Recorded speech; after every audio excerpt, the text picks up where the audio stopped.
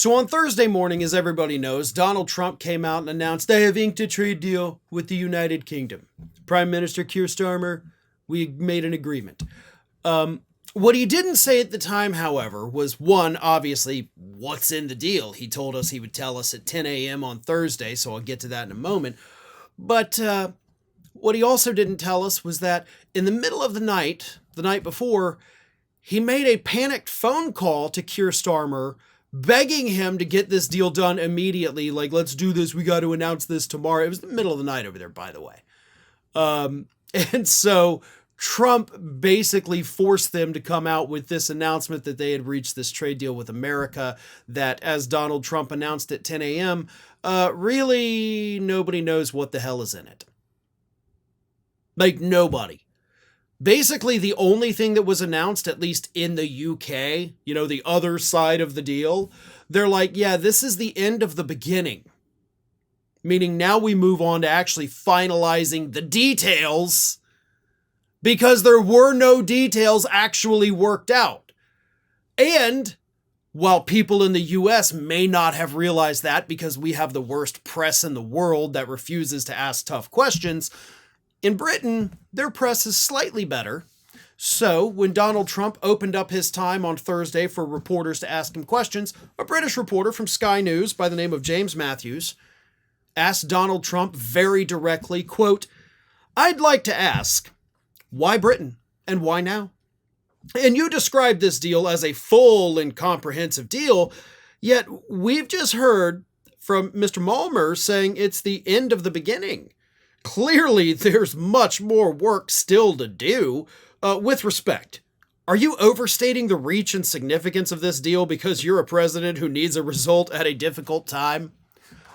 First of all, hot damn. That's how you ask this buffoon a question. You call out his lies first, which is what this reporter did. You tell him what the other countries said about the deal, which is that there is really no actual deal. And then 3, you ask him the hard question, like, did you just do this because you desperately need a win right now because you've done nothing but lose, you fucking loser? I mean, that's pretty much what he said. Donald Trump, however, okay, look at it this way. Trump is pressed on the details of the deal, right? Like what's in it? Why are you doing this? Why now? Also, are you just doing it because you need a win?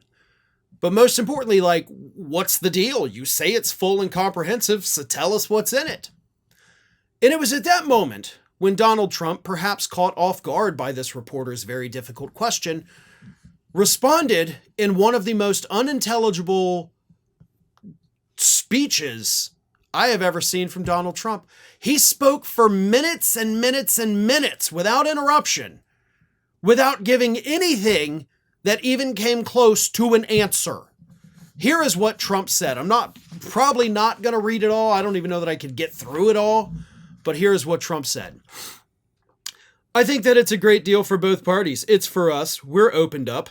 I didn't know how closed it was. Quite closed. The market, as you know, the UK, and it opens up a tremendous market for us, and it works out very well, very well. And a lot of assets. You see the chart, and those are tremendous assets, but we've been trying, and when you say why us, meaning your country, we've been trying for years, and they've been trying for years to make a deal, including when I was in the first term. It would always be people talking, but they weren't getting it done. But for 25 years before that, they were trying always to make a deal, a very significant deal.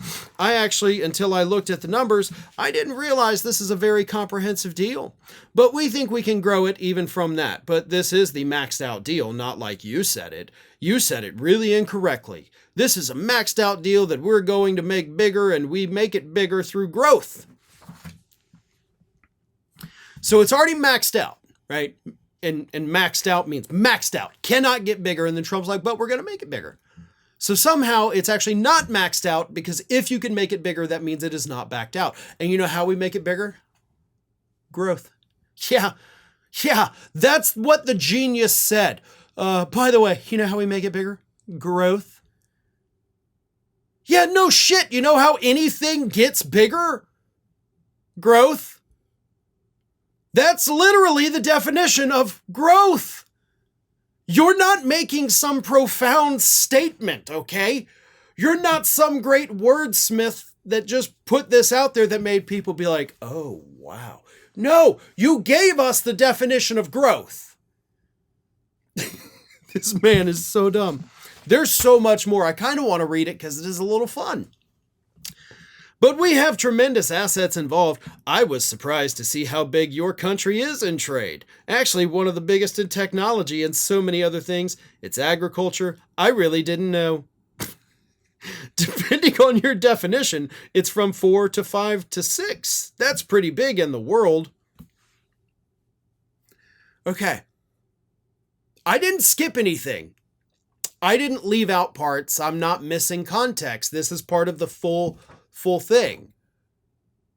None of that made any sense. Those weren't even sentences. Like, depending on your definition, it's from 4 to 5 to 6. What is 4 to 5 to 6? And 4 to 5 to 6, what? People? Farms? Products? Percentage of what? What is going on? How can anyone in this country look at this man and think that's a very stable genius? That is the great negotiator. He's insane. He is far more senile, demented, whatever mental issues than President Biden ever was. Like, there is no doubt. This man is crazy. And his brain is nothing but, 5-day-old pudding that was not put back in the fridge. Also, he's like, I didn't know you had so many things. Then why'd you launch a trade war with them? You knew nothing of their economy, and yet you launched a trade war with them. Doesn't that seem like a very stupid thing? MAGA, I'm asking you, doesn't that seem stupid? If you don't know anything about a country's economy, you don't know about their agriculture, you don't know about their consumer goods, shouldn't you learn that before you launch a trade war with them? I mean, just kind of seems like something you should know. So I was very impressed by that, but we're going to take it to new levels. It's a very big deal right now, but I think it is going to grow. Just of its own volition, it's going to go. Over time, it's like rhyming now. I think it's going to grow. Just of its own volition, it's going to go. I mean, good God. Over time, there will be changes made. There will be adjustments made because we're flexible. We'll see things that we can do even better, but it's very conclusive. Like, this is absolutely conclusive. It's the end. This is what it is. But also, we're going to change it throughout time just constantly because, hey, we're pretty flexible. We're laid back country. Everything he says contradicts what he just said. And he doesn't even know it. But also, let's not forget, I've just read you the whole thing. There was no answer to the reporter's question. There was not one specific about what is actually in this so-called trade deal. It was just a wrinkly, flustered old man who was asked a tough question, and his brain just said, you know what, I quit. You're on your own, mouth. That's what happened right there. Thank you, everyone, for your continued support of us here at Fair and Balanced, and I want to introduce something completely new. We have now opened up memberships for our fans. And by signing up and becoming a member, you not only get exclusive early access to each day's videos, so you will get to see them a day before the general public, but you will also qualify for badges, emojis, special little icons. So please, we encourage everyone, if you want to help support the channel, please think about signing up and becoming a member. It is your support that helps keep us going. So thank you all very much. Check out the perks of membership, and I hope to see you all as members very soon.